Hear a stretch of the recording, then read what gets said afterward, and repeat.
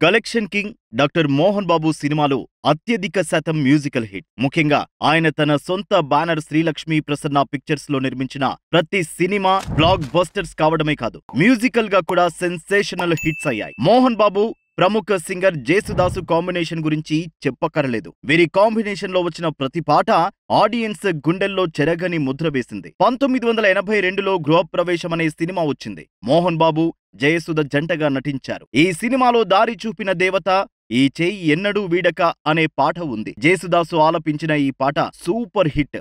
B Bhaskar Rao direct చేసిన ఈ సినిమాకి సత్యం సంగీత దర్శకుడు. సినిమా ప్రివ్యూ చూసిన కొందరు మోహన్ బాబు ఇలాంటి సెంటిమెంట్ సాఫ్ట్ సాంగ్ వర్కౌట్ అవుతుందా అని కామెంట్ చేశారట. అయితే ప్రేక్షకులు అలాంటివి ఆలోచించకుండా గృహప్రవేశం సినిమాకి, దారి చూపిన దేవత పాటకి బ్రహ్మరథం పట్టారు. మోహన్ బాబుకి మహిళా ప్రేక్షకుల ఫాలోయింగ్ పెరిగింది. ఆ తర్వాత నుంచి మోహన్ బాబుకి తన ప్రతి సినిమాలో కేజే యేసుదాసు పాట ఉండడం సెంటిమెంట్ గా మారింది. ఎన్నెన్నో వందల సూపర్ హిట్ సాంగ్స్ వారి కాంబినేషన్ లో వచ్చి చరిత్రలో నిలిచాయి.